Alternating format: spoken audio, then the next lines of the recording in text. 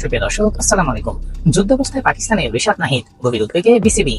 পাকিস্তানে চলমান যুদ্ধ পরিস্থিতির মধ্যে অবস্থান করা বাংলাদেশের দুই উদীয়মান ক্রিকেটার রিশাদ হোসেন ও নাহিদ রানাকে নিয়ে গভীর উদ্বেগ প্রকাশ করেছে Bangladesh Cricket Board BCB. Pakistan Super League PSL এ অংশগ্রহণের জন্য তারা বর্তমানে দেশটিতে অবস্থান করছেন।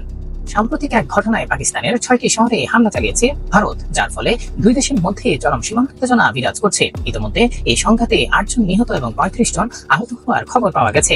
পরিস্থিতি এমন পর্যায়ে পৌঁছেছে যে পাকিস্তান কার্যত এক যুদ্ধাবস্থার সম্মুখীন। বিসিবির প্রধান নির্বাহী নিজামুদ্দিন চৌধুরী সুজন জানিয়েছেন, আমরা ক্রিকেটারদের সঙ্গে সেই সঙ্গে পাকিস্তানে বাংলাদেশের হাইকমিশনের সঙ্গে নিয়মিত যোগাযোগ রাখছি। বিসিবির সঙ্গেও আমাদের আলোচনা চলছে।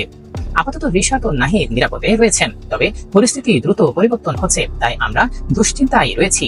তিনি আরো জানান, বিসিবি ক্রিকেটারদের নিরাপদে দেশে ফিরিয়ে আনার বিষয়টি গুরুত্ব দিয়ে বিবেচনা করছে, তবে সবকিছু নির্ভর করছে পাকিস্তানে চলমান যুদ্ধ পরিস্থিতির উপর।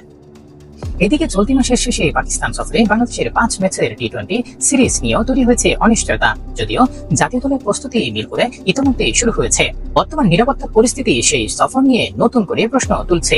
সুজন জানিয়েছেন, আমরা এখন সফর বাতিল বা স্থগিতের কোনো সিদ্ধান্ত নেইনি, পরিস্থিতি পর্যবেক্ষণে রাখছি। সুপ্রিয় দর্শক, প্রতি মুহূর্তের খবর পেতে আমাদের সঙ্গেই থাকুন। ধন্যবাদ। আসসালামু আলাইকুম।